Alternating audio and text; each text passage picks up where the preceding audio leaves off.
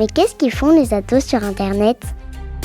Mais ils font quoi ces jeunes sur Internet? Mais ils font quoi les ados sur Internet? Mais qu'est-ce qu'ils font les ados sur Internet? sur Internet, les Mais ados qu'est-ce qu'ils font les ados sur Mais Internet? qu'est-ce qu'ils font ces ados sur Internet? Cyber, les ados témoignent. Héloïse Dupin de Saint-Cyr.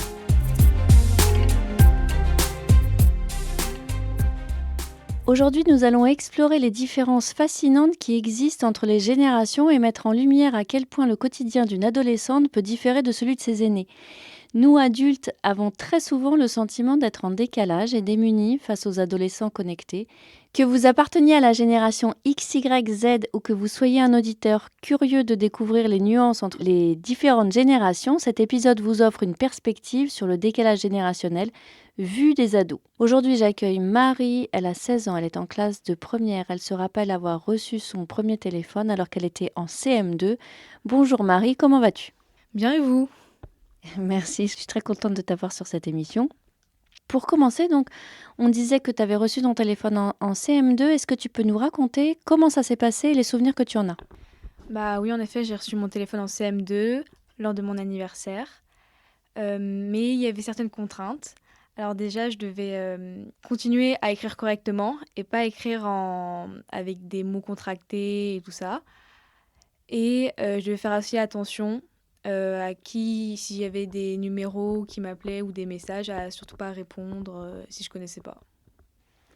Les adultes ont le sentiment d'être en décalage avec vous quelquefois. Il existe des événements qui sont certainement anecdotiques pour toi et puis d'autres un peu moins.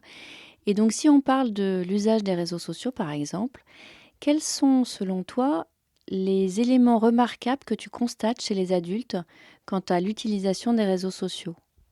Bah, les adultes, ils n'utilisent pas les réseaux sociaux de la même manière que nous. Nous, on va plus déjà regarder les stories pour voir ce que les gens font parce que ça nous divertit. Et on va regarder aussi beaucoup les reels, enfin, en tout cas pour moi. On va, entre guillemets, scroller. Alors que nos parents, enfin mon père, lui, va plus utiliser ça juste pour regarder les photos que postent ses amis.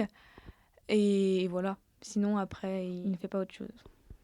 Donc, tu regardes des reels, tu scrolles et tu regardes des stories. C'est 3 mots que les auditeurs qui sont là ne connaissent pas. Est-ce que tu peux les expliquer brièvement? Alors, story, c'est en fait des photos qu'on prend sur le moment même et après qu'on publie.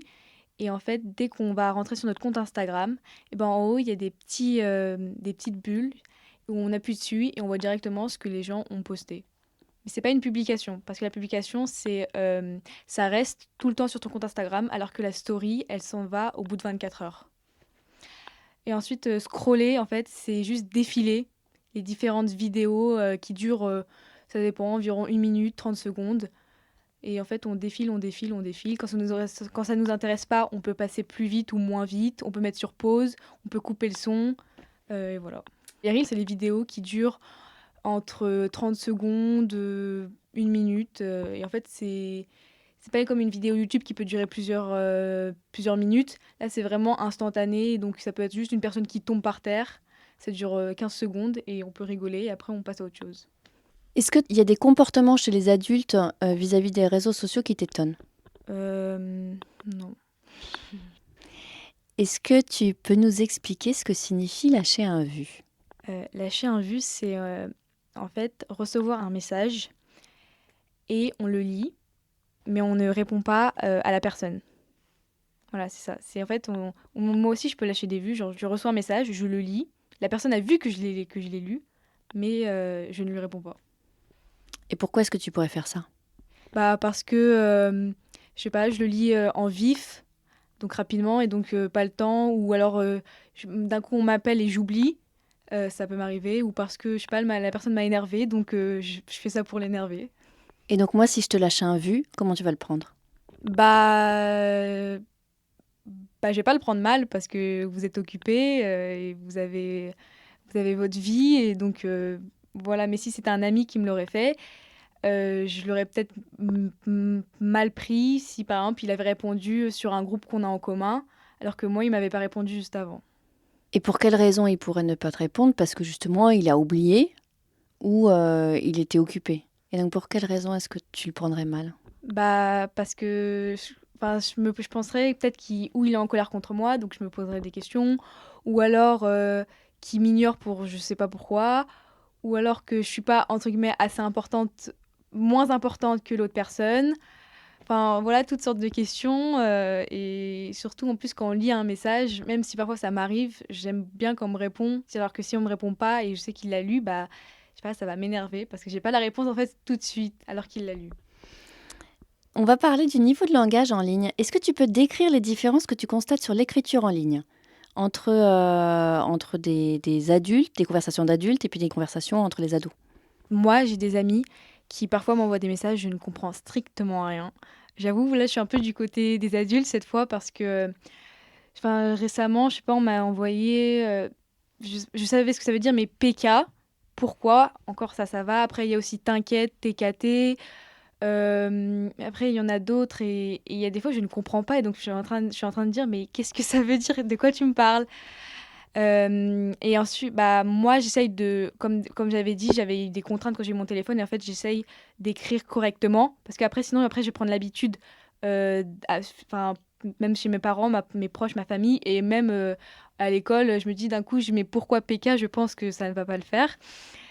Et par contre, ça peut m'arriver parfois des abréviations. Salut, je mets SLT, d'accord, ça, STP, ou merci, MRSC. Mais sinon, à mon père, jamais je ne ferai d'abréviation parce que je sais que sinon, il va me le reprocher.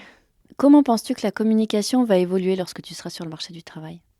Alors, je pense que je resterai comme si je parlais à quelqu'un de plus âgé, donc déjà, je le vous verrai, c'est sûr.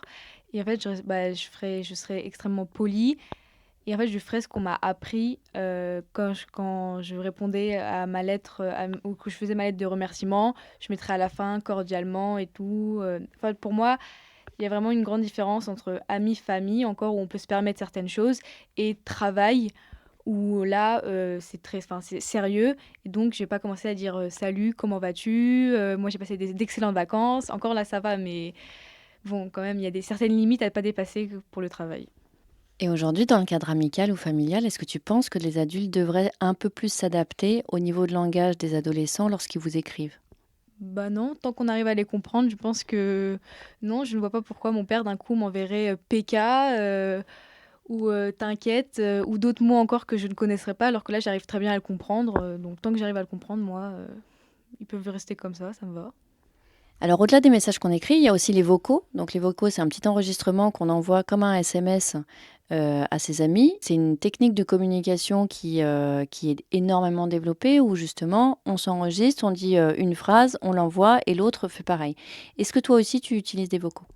Alors, j'avoue très rarement. Les vocaux, c'est pas trop mon truc. Je le fais souvent parce que je veux écrire, en fait, par exemple, je vais raconter ma journée.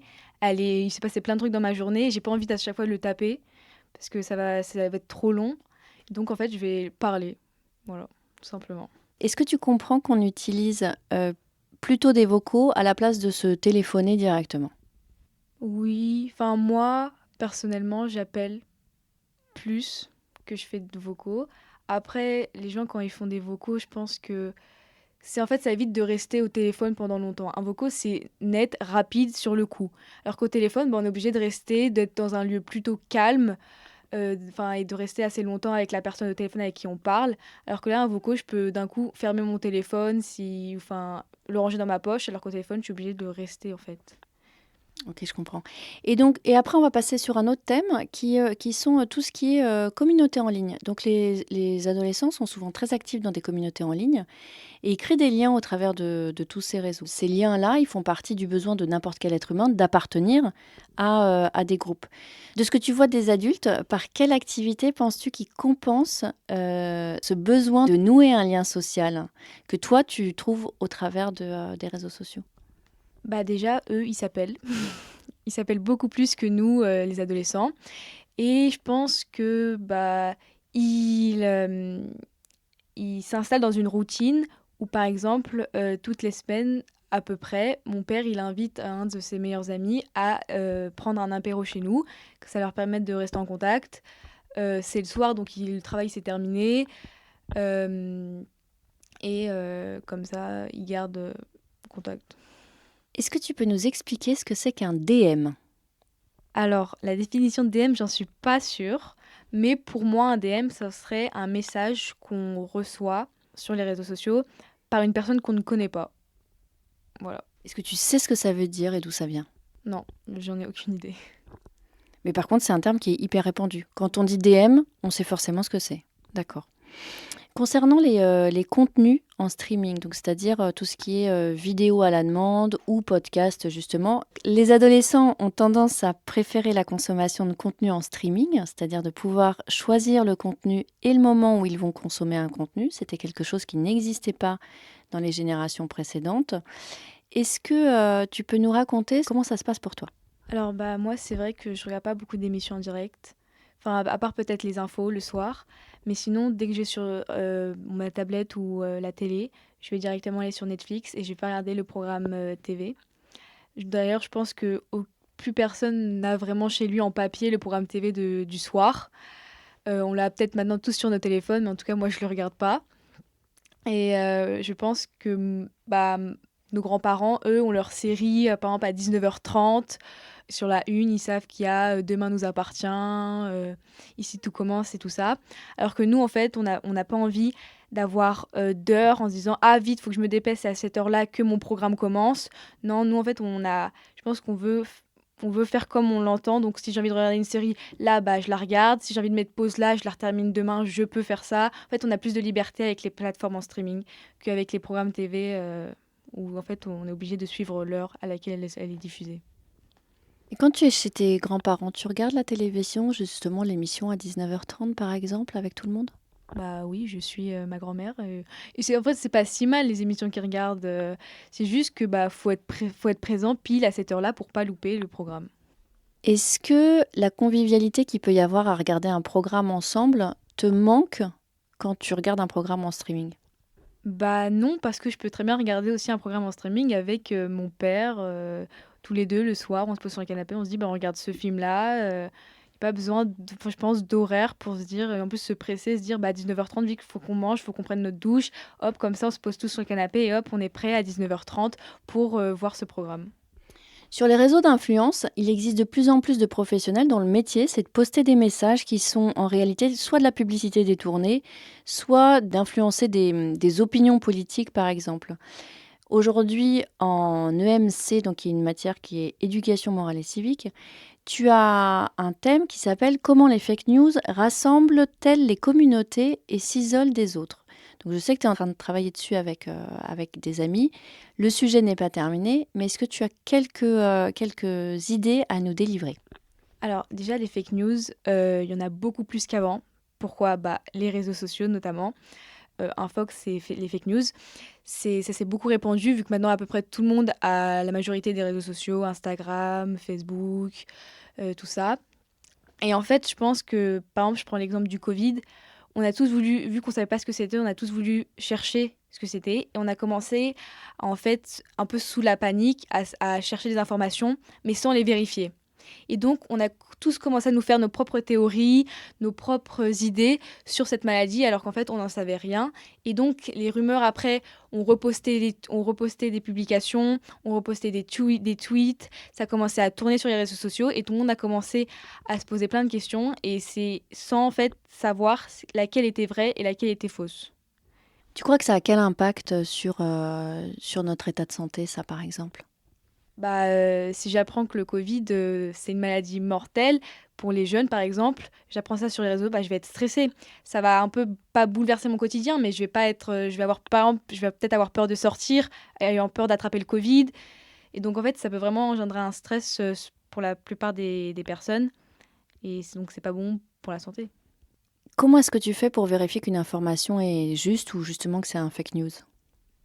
Et d'ailleurs, on a eu justement, aujourd'hui, on a des cours. J'ai eu un cours en seconde sur ça, où en fait une des profs est venue nous expliquer quel site internet était plutôt fiable, parce que qu'est-ce que ça veut dire le .fr, le .com, enfin tout ça. Et donc, ils nous expliquaient qu'en fait, il fallait déjà plusieurs sources. On ne peut pas se fier à une seule source, parce qu'on ne sait pas si elle est vraiment fiable ou non.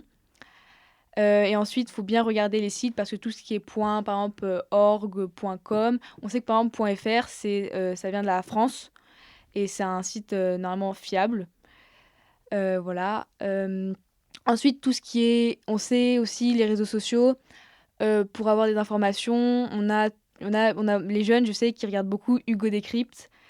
Et on dit que c'est une personnalité fiable, mais j'ai pas, entre guillemets, regardé si c'était vrai ou non. Donc je vais regarder les infos du jour, mais j'ai pas regardé si cette personnalité était fiable. Est-ce que tu penses qu'on peut influencer des élections, par exemple, au travers des réseaux sociaux? Bah oui, bien sûr. Enfin, même notre famille peut nous influencer.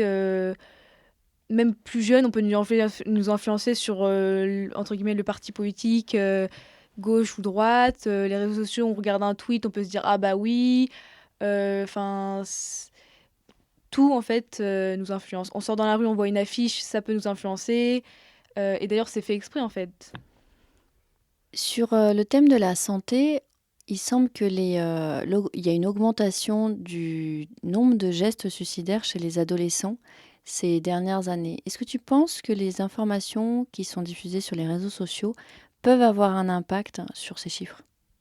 Ça peut avoir un impact, mais peut-être pas le plus gros. Ça peut être une des raisons, mais je pense pas que ce soit la raison première du cas de suicide. T'as une idée de quelle pourrait être la raison première?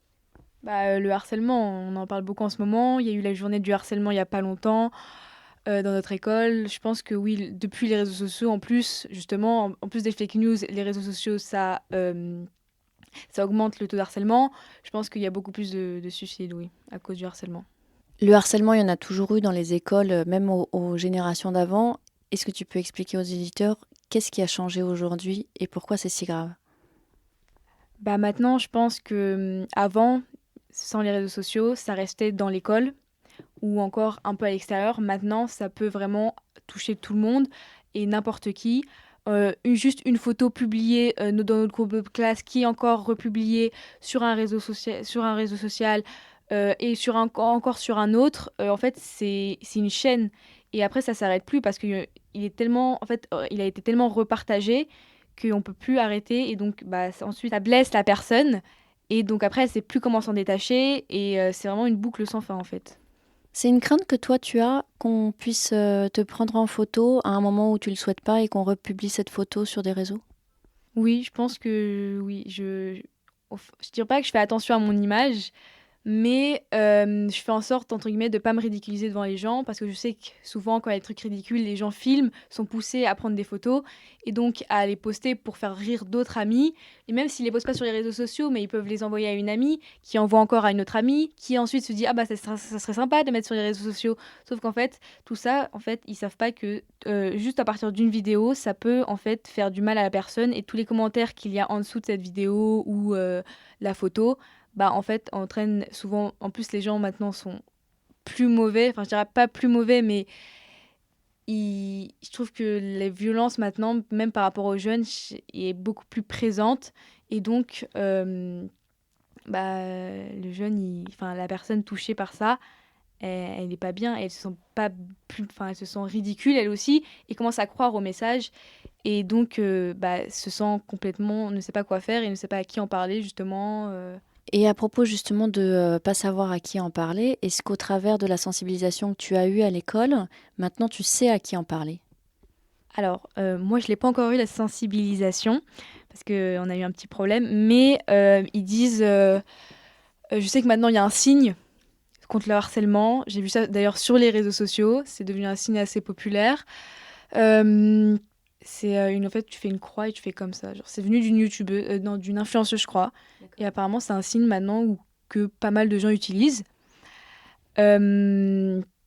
Après, ils disent d'en parler aux proches, souvent, parce que on est souvent plus à l'aise. Ou encore, ils disent aussi une autre alternative d'en parler à quelqu'un d'extérieur, qui ne nous jugerait pas. Euh, Après, je sais pas. Je peux pas en dire plus. Du coup, sur les risques en ligne, tu as beaucoup d'adultes qui n'imaginent absolument pas les risques auxquels vous pouvez être confrontés et auxquels là, tu as été sensibilisé ou vous allez être sensibilisé. Et ils offrent un téléphone à leur enfant sans prévention. Est-ce que tu pourrais leur expliquer comment ça se traduit une expérience, par exemple, d'usurpation d'identité sur Internet?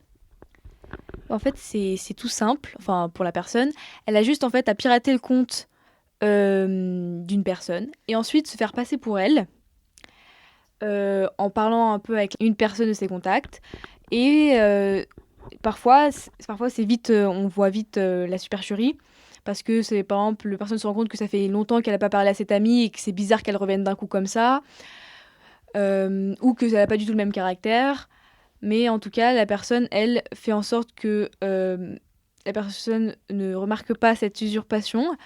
Et après, elle peut nous demander ce qu'on veut. Elle nous met en confiance. Et donc, on a l'impression qu'il s'agit toujours de la même personne. Et donc, après, elle peut nous demander ce qu'elle veut. Ça peut passer d'usurpation d'argent à des photos, à ce qu'on veut. Des rencontres malsaines ou dangereuses. Est-ce que tu pourrais expliquer à des personnes qui nous écoutent un scénario?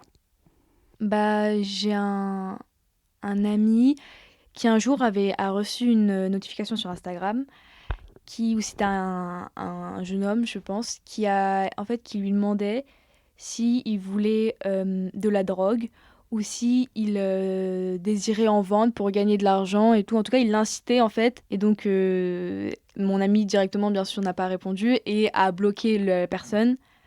Et ensuite, je pense que cette personne a été signalée et a été ban de Instagram. Donc ban, ça veut dire banni. Est-ce que tu penses que un enfant aurait pu se faire piéger par ce type de message? Bah, je pense que ça dépend de l'âge de l'enfant, mais je pense qu'un enfant de 8 ans, peut-être il n'aurait pas utilisé le mot drogue, mais aurait pu par exemple dire est-ce que tu veux des bonbons et tout ça. Enfin, et aurait le gars, enfin l'enfant aurait répondu et ça aurait pu aller plus loin. Après, normalement, c'est la responsabilité des parents aussi de bien faire en sorte d'expliquer tous les risques qui est possible, même si eux, ils en ont entendu parler, mais ils n'ont pas eu vraiment d'exemple. Le fait d'inciter les enfants à faire attention, très attention, parce que les réseaux sociaux, c'est même très dangereux. Est-ce que tu connais des cas d'extorsion d'argent? Bah oui, bah alors déjà, l'extorsion d'argent, ça part déjà par l'usurpation d'identité, parce que je ne pense pas qu'une personne, connaissant une autre personne, donne de l'argent comme ça, ou demande de l'argent d'ailleurs. Donc c'est juste en fait une des amies d'une amie s'était fait usurper son compte, enfin s'était fait pirater son compte et donc usurper son identité, et avait commencé à parler avec mon amie. Normalement, tout se passait bien. Et là, à ce moment-là, a commencé à lui demander oui, est-ce que tu peux me prêter un peu d'argent? J'en ai besoin pour acheter un cadeau à ma mère et tout ça. Ma copine, n'y voyant rien, a envoyé de l'argent. Et c'est après, ensuite, son amie qui lui avait dit bah, je me suis fait pirater mon compte, surtout fais attention, réponds pas, qui s'est rendu compte qu'en fait, qu'on lui avait extirpé de l'argent. J'ai en mémoire un cas d'une jeune fille qui avait reçu sur un Snapchat un message qui lui disait envoie-moi le code que tu reçois par SMS et je te dirai qui est ton crush. Et en fait, à chaque fois qu'elle envoyait le code réceptionné par SMS, en fait, ça validait une transaction. Et donc, à la fin, à force d'envoyer comme ça des SMS, elle s'était fait extorquer pas mal d'argent. Et quand au bout d'un moment, ça a été trop long, elle a dit bon, maintenant c'est trop long, ça suffit. La personne qui était à l'autre bout lui a dit on n'est plus qu'à 3%, bouge pas, j'ai bientôt fini, etc., etc. Bon, bien sûr, elle n'a jamais su qui était son crush. Et au bout du compte, elle avait perdu 70 €. Sur les risques dont il faut prévenir un enfant quand il reçoit son téléphone, est-ce que tu as d'autres illustrations très concrètes que tu pourrais expliquer aux parents de façon à ce qu'ils puissent communiquer à leurs enfants à leur tour? Oui, alors par exemple, moi j'ai une petite sœur qui a TikTok. Et en fait, elle a un compte privé et un compte public, mais où elle poste aucune vidéo d'elle, ni photo d'elle. C'est juste entre guillemets, des des petites vidéos qui te demandent quel chien tu préfères, quel habit tu mettrais, voilà. Et en fait, je trouve que même si c'est en public, il y a toujours des gens qui peuvent se dire, ils peuvent pas savoir que c'est une jeune fille, mais ils tentent, et donc peuvent envoyer un message en disant, allez, sympa ta photo, ta vidéo, elle est très cool. Et là, ça peut commencer à parler. Et moi, je suis pas hyper rassurée quand elle me dit, oui, j'ai des commentaires, parce qu'en fait, on sait pas qui il y a derrière ces commentaires. Donc, c'est pour ça qu'il faut faire aussi attention. Ce qui veut dire que ta recommandation, c'est de ne pas avoir un compte public sur TikTok, c'est ça? Pour prévenir ce genre de cas? Non, pas forcément ne pas en avoir, mais en tout cas, quand on est assez jeune, faut mieux le mettre en privé, je pense, ou même ne pas en avoir, parce que TikTok, moi, j'ai 16 ans et j'en ai pas. J'ai pas de compte TikTok. Parce que c'est quand même dangereux. Et même Instagram, c'est la même chose, ça revient au même. Normalement, l'utilité première d'Instagram, c'est poster des photos. Et c'était pas d'envoyer des messages, de regarder des reels même. Mais en fait, il y a eu tellement d'autres fonctions pour, entre guillemets, populariser l'application que maintenant, on peut faire ce qu'on veut. Si on parle de l'utilisation de nouvelles applications, aujourd'hui, tu as un certain nombre d'applications que tu utilises régulièrement comme Instagram. Une application comme BeReal, elle est très peu utilisée par les adultes. À ton avis, pourquoi? C'est une bonne question. Je dirais peut-être par manque de temps, parce qu'en fait, BeReal, c'est une photo qu'on prend à un moment précis de la journée. Et en fait, le but, c'est vraiment de prendre la photo sur le moment même. Genre, même si on a une tête, on vient de se réveiller, il faut qu'on la prenne. Et souvent, si on le fait pas, on appelle ça un late, et donc on peut quand même prendre la photo. Et je pense qu'en fait, les adultes, ils voient pas l'intérêt de le faire, parce qu'ils sont fatigués, enfin, ils ont pas le temps, et surtout, en fait, ça ne les intéresse pas. Moi, j'ai BeReal juste, même pas pour prendre une photo de moi par jour, c'est juste pour avoir une photo de chaque jour que je fais et de la re-regarder. Ensuite, que je la poste ou pas et que mes amis la voient ou pas, je m'en fiche. Moi, tout ce que je veux, c'est une photo par jour pour, entre guillemets, me rappeler un souvenir de chaque journée que j'ai eue, en les re-regardant. Ce qui veut dire que BeReal stocke toutes tes photos depuis que tu y es abonné, depuis que tu te prends en photo? Bah oui, parce que je peux revoir mes anciens BeReal que j'ai faits, mais il n'y a que moi qui peux les revoir. Mais ceux qui sont abonnés, entre guillemets, à moi, ceux qui me suivent, bah en fait, ils peuvent voir que la photo du jour même. Et après, normalement, elle s'efface et je peux les revoir en fonction du mois et du jour. La qualité de l'appareil photo, c'est devenu un critère de sélection désormais de nos téléphones et on l'utilise énormément pour ça. Beaucoup de gens de toutes les générations filment des événements, des concerts ou des spectacles, des moments forts pour les revivre derrière les écrans. Est-ce que tu crois que ce comportement est différent d'une génération à l'autre? Non, je pense pas. Moi, c'est vrai que j'aime beaucoup prendre des photos ou des vidéos. Je sais aussi que ma mère le fait beaucoup. Je vois pas trop la différence. Moi aussi, parfois, j'ai choisi mon téléphone en fonction d'ailleurs de la qualité des photos. Mais après, je sais que je ne prendrais pas par exemple, un spectacle. Si je le voyais, je le filmerais pas en entier, juste une partie pour me rappeler en fait que j'y suis allée et que j'ai vu ce spectacle et peut-être me donner envie de peut-être aller le revoir. Parce que si je l'avais filmé en entier, bah en fait, j'avais juste à poser mon ordinateur et le re-regarder directement. Et en plus, je n'aurais pas vécu le moment présent lorsque je l'avais vu pour la première fois. C'est important pour toi de vivre le moment présent? Bah oui, parce que sinon, on n'a qu'à tout filmer de notre vie et après on la revisionne comme une plateforme en streaming en fait. Si on vit pas le moment présent, en fait, on regarde à travers un écran et je pense pas qu'on reçoive les mêmes émotions, les mêmes sentiments. Par exemple, si on m'a filmé en train d'ouvrir un cadeau, je pense que quand je vais le re-regarder, bah je vais être contente. Je me dis ah oui, j'étais contente. Alors que quand je l'ai ouvert, j'étais vraiment hyper contente d'avoir reçu cette poupée. Voilà, en fait, l'émotion transmise est complètement différente sur le moment même ou si on le regarde plus tard. Donc en fait, ce que tu veux dire, c'est que l'émotion, elle est vraiment atténuée quand on met un écran entre l'événement et nous. Oui, c'est ça. C'est comme une photo qu'on prend. Je peux sourire, mais en fait, je vais pas bien du tout. C'est la même chose. Je pense pas que la photo reflète vraiment ce qu'on a ressenti sur le moment auquel a été prise la photo. Quand tu penses à des images et des moments les plus forts de ta vie, est-ce que tu en as des vidéos ou des photos ? Je ne crois pas que j'ai de photos des moments les plus joyeux de ma vie.